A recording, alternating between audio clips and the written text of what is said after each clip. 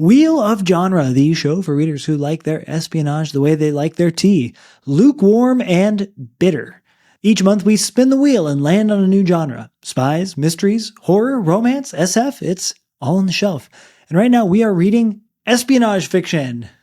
That's right. The Looking Glass War by John le Carré, Man Who Was Thursday by G.K. Chesterton, The Munich Dossier by Charles McCary, The Eye of the Needle by Ken Follett, and Diamonds Are Forever by Ian Fleming. This week we are reading John le Carré's The Looking Glass War. I'm Zach, and I am especially interested in thinking about not only how this book will connect to the other espionage fiction books that we are reading this month, but also how it connects to the book we just read, John le Carré's A Murder for Quality, his mystery novel featuring George Smiley. Great book, Murder of Quality. I'm Bob. I'm interested in two main things. I think one thing that's very interesting here is the second vow. We have to talk about what the second vow is for a spy, Zach. The other thing is we love beefs here on Wheel of Genre, and we had a beef last time where we had Raymond Chandler upset at Agatha Christie. But then we also had Raymond Chandler upset at Mickey Spillane. Now we have John le Carré angry at Ian Fleming. Well, David Cornwall angry at Ian Fleming. So I'm interested in this beef, Zach. I don't know anything about this beef. Is it more of a stylistic beef, or is it is it personal? No, I don't think it's personal. I think John le Carré is such a nice guy. He probably couldn't have a real beef. But they're really interesting. So Ian Fleming and John le Carré both worked in Secret Service. They both worked for MI6. They got to different ranks. They did different things, but they're also a whole generation apart. So Ian Fleming's born, I think, 1908, le Carré 1931, and they're working in the Secret Service about 15 years, 20 years apart.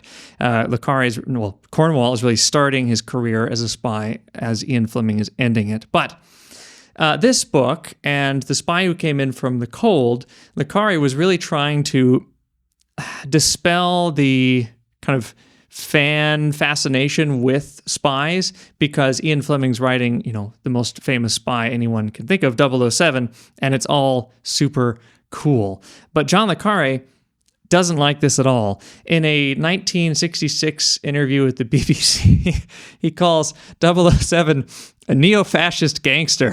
And he says, I'm not sure that Bond is a spy. I think that it's a great mistake if one's talking about espionage literature to include Bond in this category at all.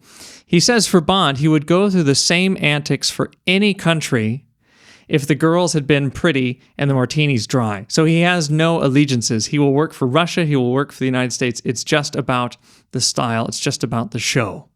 I think that Ian Fleming is a great counterpoint to this book, primarily because this book was written in 1965, right? So Thunderball is about to come out. There's several James Bond films. The cultural definition of what it means to be a spy novel, as far as I can tell in my research, is more or less dominated by Ian Fleming at this moment. Yeah.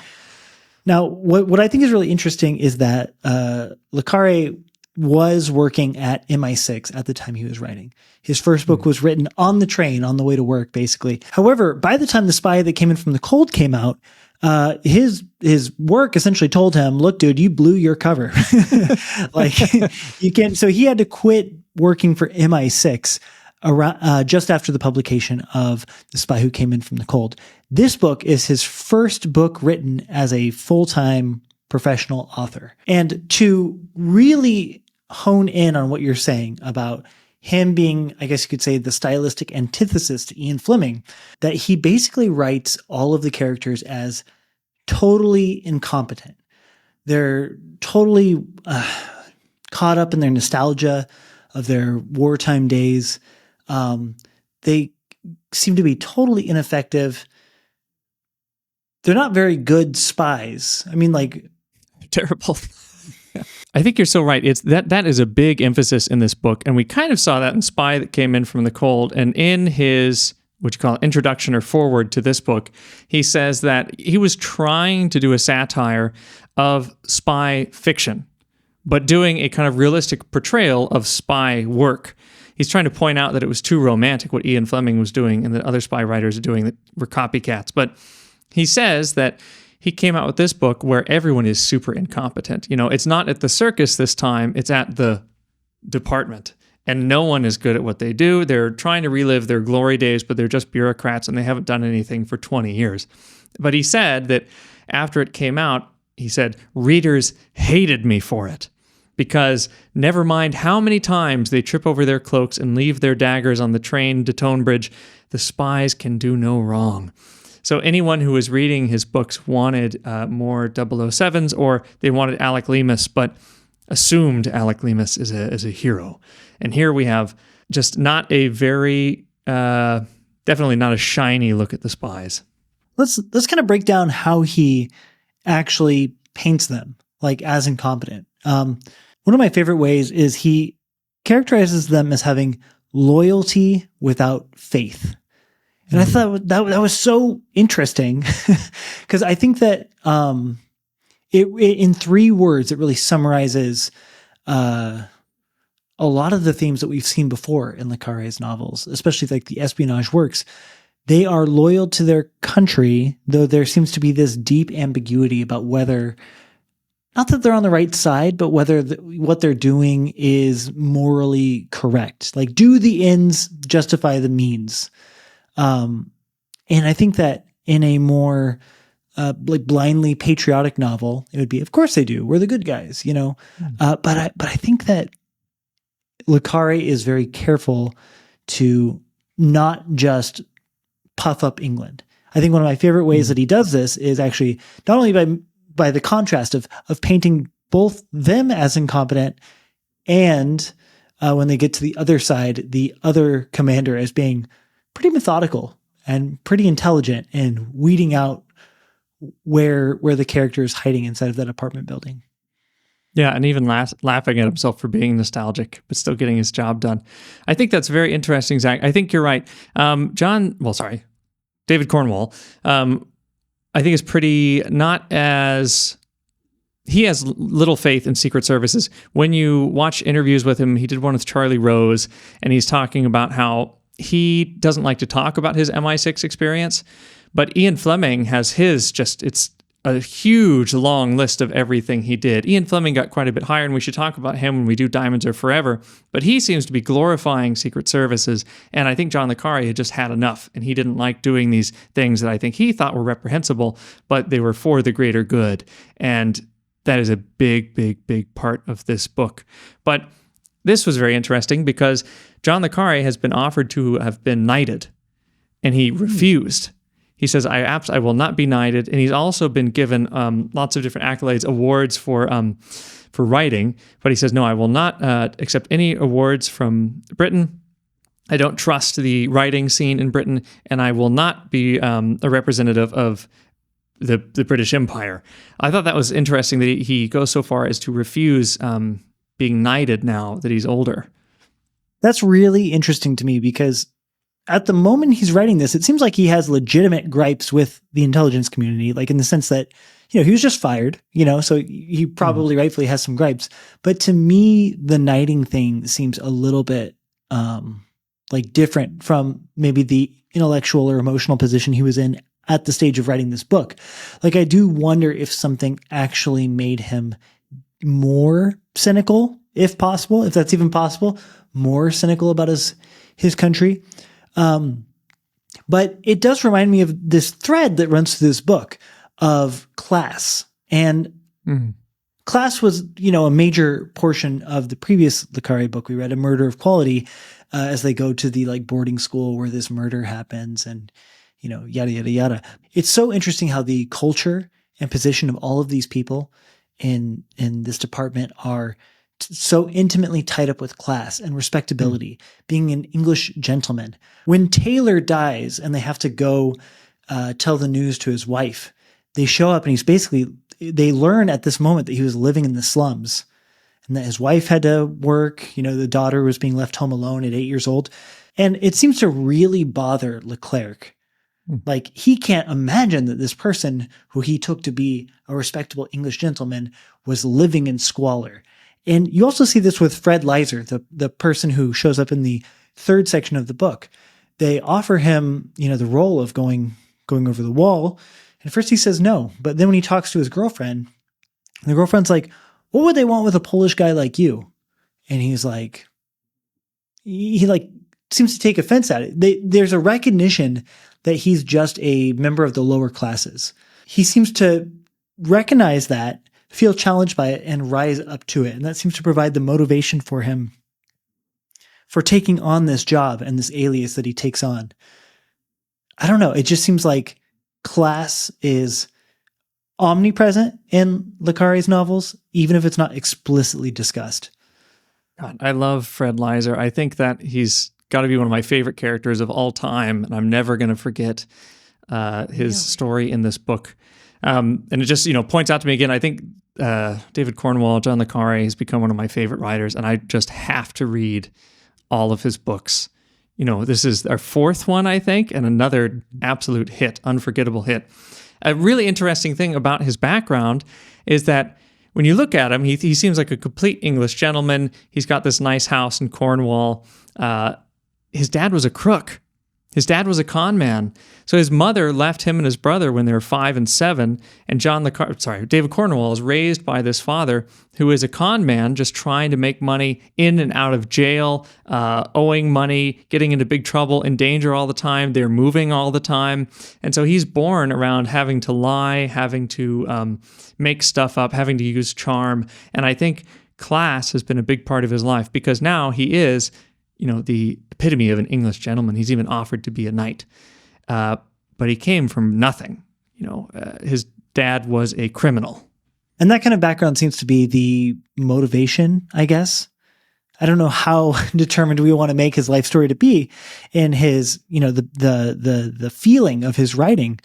But I couldn't imagine him writing with such a chip on his shoulder about the British class system without that kind of background of his dad being a criminal and yet still working for the intelligence agencies. Because, MI6 has the reputation for being an old boys club. Ian Fleming's books and movies do nothing to dispel that myth. So him coming into work there must have given him a perspective that is probably not shared by most other people in there. He has an outsider's perspective. I think that's a really interesting point. We can't, I guess, say everything is based on his life, but I think it's still interesting to look at. He said that when MI6 is looking for, when MI5, he was MI5 first, when they're looking for someone, they want someone unanchored, who may not have lots of different links, so they can easily join their secret society and kind of get along. But he said that growing up with his father, who was always trying to make things up, he said that it really helped him become a writer. And he even compares himself to his father. We know what they do. Is it really that different? But he says that he learned how to understand the wideness of human behavior. So I think that is a big part that informs his characters, thinking about their motivations, thinking about Leiser. Why on earth would he go on this mission? He even knows it's a bad idea, and he keeps asking different people. He knows they're lying to them, but he's just hoping that they're not. And this character needs something. So I think his experience growing up with his dad gave him that, the wideness of human behavior. He wants to put that on the page, and he wants to build that through his characters. What do you think of Leiser going through? As a Polish guy, he's naturalized English, and whenever he says something slightly wrong, someone corrects him. And he's offended because he wants to be an English guy at this point, but they keep changing him. They keep emphasizing that he's Polish, and they keep making him do these different things. What did you think about his character as someone trying to fit into that old boys club? Yeah, great question. I think that I feel like everything about that third part of the book, where Leiser is the star of the show, really, was kind of a fantasy. You know what I mean? Like, it was a fantasy for Leiser in the sense that he is going to rise through the classes. He asked them, what would it take for me to be, like you guys, to work in the offices back there and not be out on the field? And they're like, oh no, that won't happen. You got to be born into that. But you also see that when they assign him the name, and the name is a little bit too close to his own, and he's like, no, that won't do. He freaks out because I think that part of getting a new name, getting your spy name, getting your alias, part of that is escaping your identity, escaping who you are. It's a chance to start over. And when it's a little bit too close to his own name, I think it touched a nerve for him because it, in that moment, kind of punctured the fantasy that he was living. But I will say, I do not think Lizer is the only one living a fantasy. I think that all of them, every single one of them, has this sense of themselves as, I don't know, somewhere between like getting the band back together and like reliving World War II. You know what I mean? Like they're kind of hobbling together an espionage operation out of glue and popsicle sticks. They're using 50-year-old equipment. They have these like training montages with, guns and cryptography and things like that. It feels like it's straight out of a movie. And because it feels like it's straight out of a movie, that signals to me that there's something doomed about it. It's not authentic. It's not going to end up the way they think that it's going to end up. There's so many red flags. When the circus gets involved, there's even more red flags. They seem to be giving them the old equipment on purpose. I want to ask you a question about Avery in a minute and what he represents as someone who's acting, trying to get the spy to be alive again. He's trying to take that second vow and believe in what he's doing. He's trying to have faith. But I think we can see there's something special about Lizer because he has been up and down through his whole life, but now he's finally got things together and he's a dandy. That's a very important for him to always be good looking. But then the role that they put him into crosses the line too much. So while he's also looking for a new identity, it's also kind of a threat because it throws him back when he had nothing. Now he's got nothing again. And so he's this guy who's got really expensive shirts, really expensive ties. He's got the finest hair care, and he always looks fantastic. But then when they put him in the new disguise, it says, his brown hair, free from oil, was streaked with gray and fell undisciplined upon his head. He glanced shyly at them, as if he had revealed a secret. A peasant in the company of his masters. How do I look? Lizer says. Fine, Avery said. You look marvelous, Fred. This poor guy has been, he's built himself up for so long. He's trying to be the cool, dandy 007, and then they dress him up like a peasant. And they just say, good luck. We're not going to come and save you if you get into trouble. Oh, and they take away his gun, too. After specifically at the last minute. Yeah, after specifically training him to be psychologically dependent upon that gun, they take it away and it almost breaks him. Oh my God. Pure evil. What do you think? So this is a very incompetent department. They are underneath the circus. They're not underneath the circus. They are below the circus, but they don't work together. But they're just broken, and they're guys who haven't done a real mission in forever. What do you think of Avery, though? He's 35. He's a failed publisher like me, and now he's trying to be a spy. Maybe I should look into that. But he's trying to be a spy, and he is willing to, I guess, believe in anything. And even he should see through things, and he starts to lie to Lizer because those are his instructions. So one instruction is Leclerc says, Leclerc is the guy in charge of the department.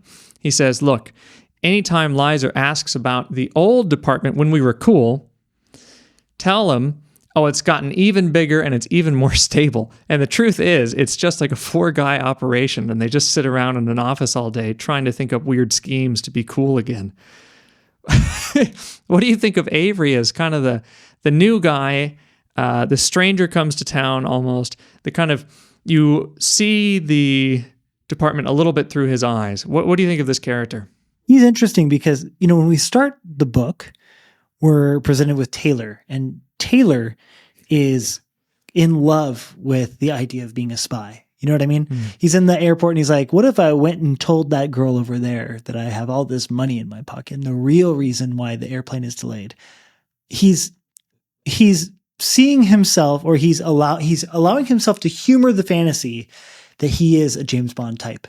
And like any good spy novel, he runs us through point by point of everything that's supposed to happen. So that way, when nothing goes right, we as the reader know exactly just how far off course it is.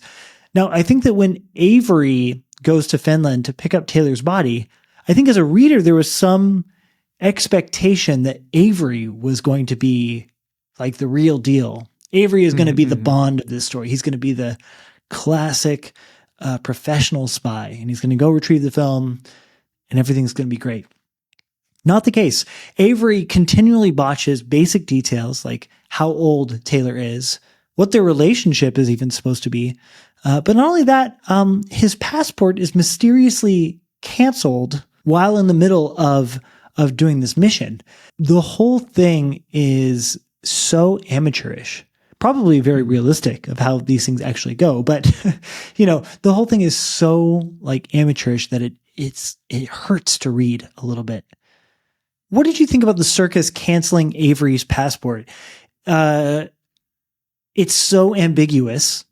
I feel like it's this open question, totally unresolved, of whether they were actively trying to sabotage all of these missions or whether it was just one of those, whoopsie daisies.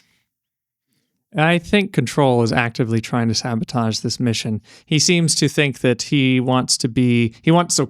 Control is the head of the circus, and his second in command is George Smiley, the character who we meet through all of these books.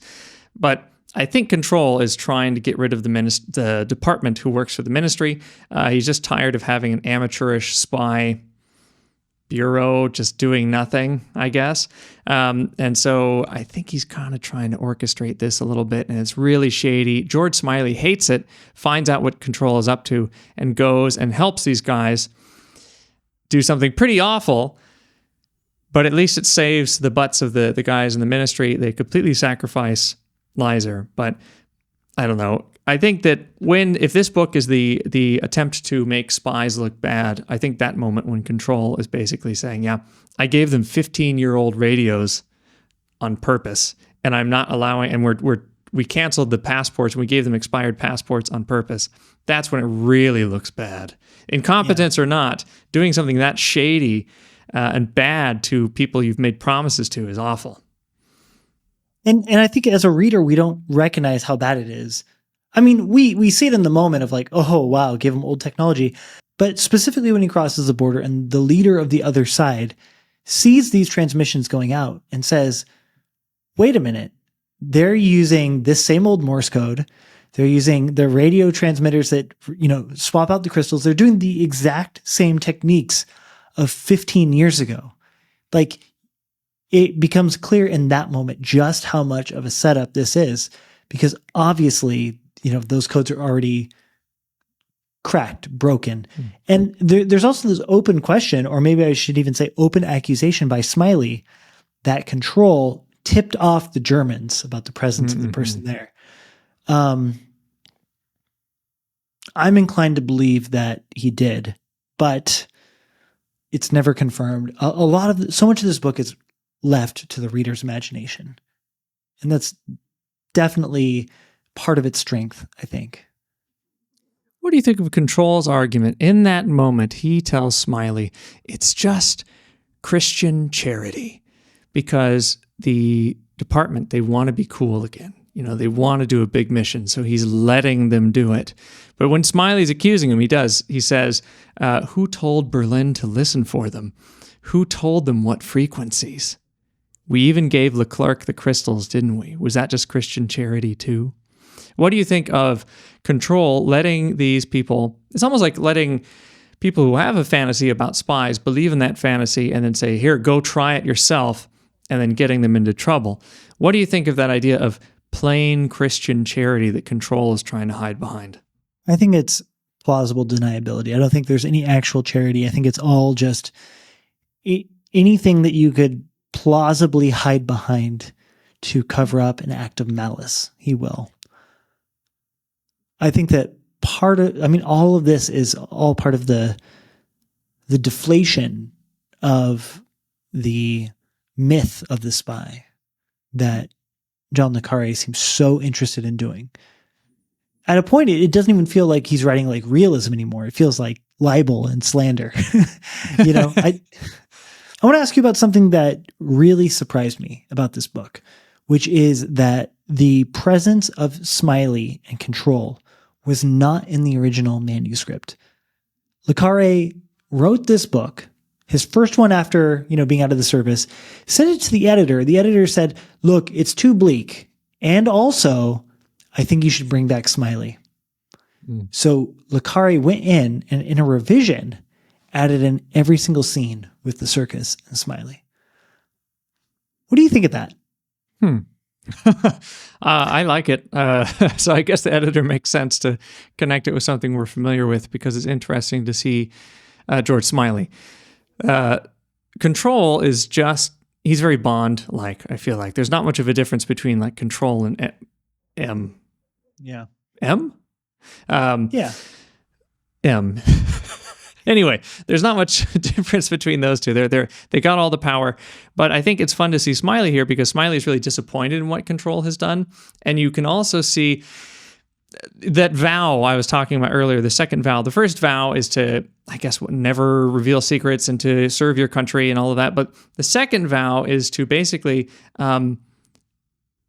sacrifice your own moral belief for the end. So, doing whatever it takes and no longer caring about what you have to do what it takes. And I think Smiley, John le Carré really liked Smiley as a character. He said, I really like that I created him. He's very good at what he does. He doesn't like it.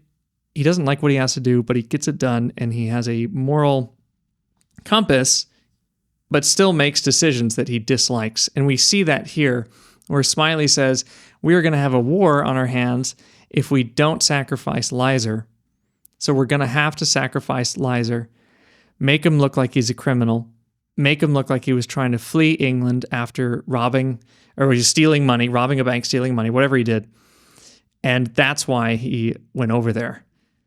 And so that's all Smiley's plan. And it's just terrible, but he knows that these guys have already mucked it up so much, and now it's the only route that they can take to avoid something much bigger. So I think it's interesting that they put Smiley in because he really feels like le Carré's, Cornwall's perspective here. I agree with you that he feels like Cornwall's perspective. I think that the characterization of Smiley in the previous book we read, A Murder of Quality, as being an owl-like being, as being a watcher, as a silent, weird entity that just watches and knows. I don't know why, but that's the perfect personification for someone who's also the author, someone who stands in the background, who knows everything, who sees everything. I don't know. I think that the presence of Smiley in this book certainly adds a new layer of complexity to it. I couldn't imagine what this book would be like without the added angle of the circus and Control and Smiley. But I would have to imagine that it was just a total botch job without any aspect of hidden, ulterior motives and betrayal on the British side. It would probably feel more like a Graham Greene spy novel than anything else. Also great, Graham Greene. I love Graham Greene. What do you think about putting him in here, putting Smiley in here, and if he is the watching owl, but he's also the one who has to be very disappointed in what's happened and still move on. What do you think of the end when Avery is just bawling? He has befriended Lizer. He's told Lizer these lies to get him to go along with this spy game. And then at the end, he's just crying. Earlier in the story, Clark and Haldane are talking about how there's no true belief in being a spy anymore. And so Haldane says, who of us does believe? And then you yourself, we do the job. You said yourself, we do the job.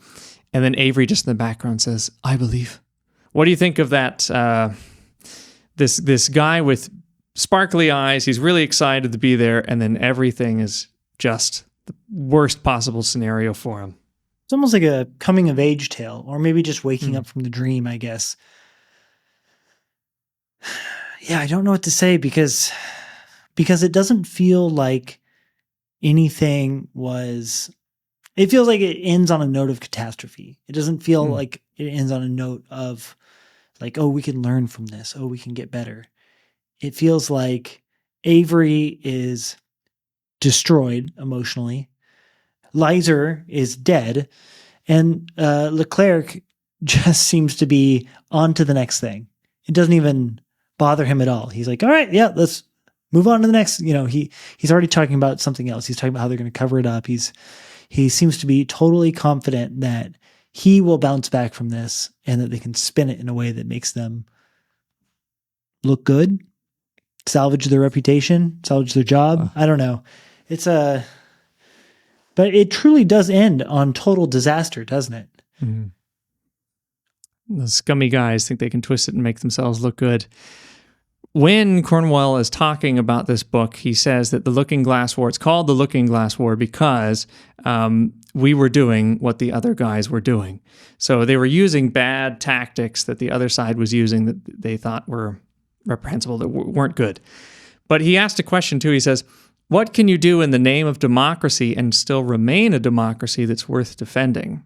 And he says, in his own experience, we tested the limits of our democratic consciousness, and very often we transgressed them. So I think that is a big part.